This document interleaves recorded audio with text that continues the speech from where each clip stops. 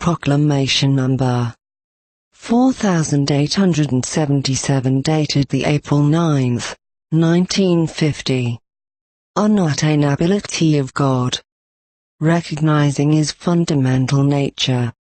No human spirit will be able to grasp me as long as it is not united with me, with my eternal Father Spirit. And this union with me is an act which necessitates utmost willingness to enter into my will, thus it means conforming to my fundamental nature. Only what has become as one with me is able to recognize me, otherwise it is mere faith and not complete realization. The human being's spirit certainly has the ability of insight, but never by itself, only in unity with me. It is a spark of my eternal Father Spirit. It is part of me which came forth from me and keeps in permanent contact with me, but only the human being's will brings it to a state where it can function. And this will has to subordinate itself to me, then the spiritual spark can become active in the person. But it can often take a long time until the human being's will awakens the spirit in himself, and this time is lost for eternity. The human being's earthly progress in the state of ignorance is futile for the soul, as then it will only lie for the world. It is not yet able to understand the meaning and purpose of its earthly life. It has not yet got in touch with its inner spirit and is completely blind. Only the awakening of the spiritual spark in the person will safeguard the soul's higher development, its maturing. For the awakened spirit will persuade the soul to turn away from the world and listen to the Spirit's voice, and then there will be a dawning, the darkness will be dispersed by light, and the Spirit will edify the soul about my being, about my working and my continuous care for my living creation. Then the person's spirit will guide him into truth.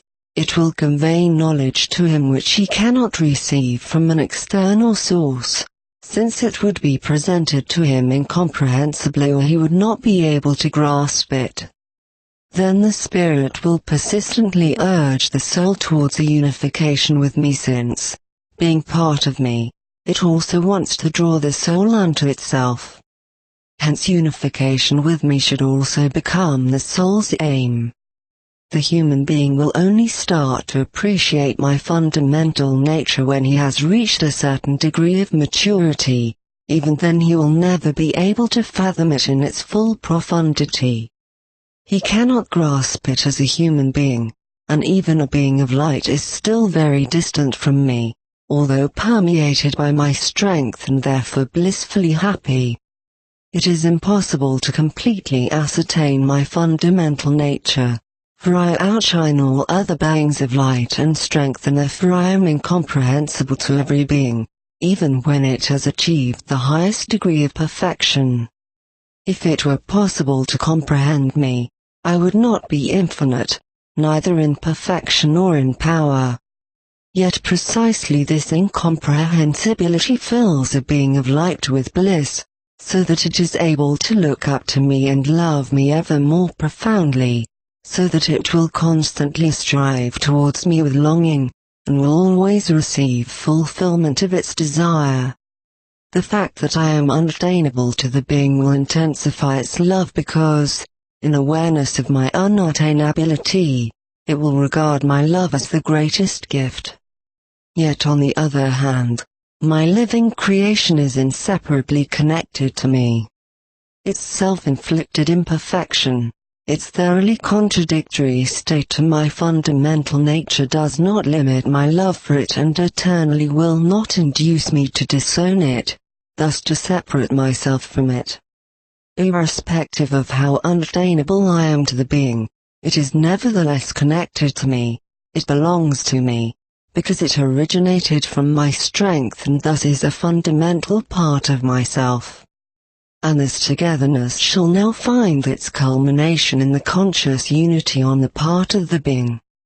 By striving to reach me it should put itself into the state of bliss because, in order to feel my love and experience it as bliss, The beings will must be totally inclined towards me.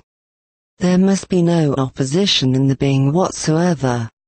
It is to want to reach me in order to be lifted up by me, and this lifting up, this drawing to me, is a never-ending state in eternity. The being will never reach the final goal, yet it will constantly come closer to me. This certainty is still incomprehensible to you as human beings on earth. However, the being's bliss rests in its continuous desire and fulfillment. A completely satisfied being would no longer be able to feel desire and therefore also miss the elation of fulfillment. But I want my children to strive for me at all times. I constantly want to give to them and therefore also want to be constantly desired. And thus, as the final goal, I will stimulate the beings into utmost love and yearning, but always remain above my living creations, not due to lack of love but because of my greater than great love, for I want to bestow never-ending joy, because my love can never cease in all eternity. Amen. Eternity.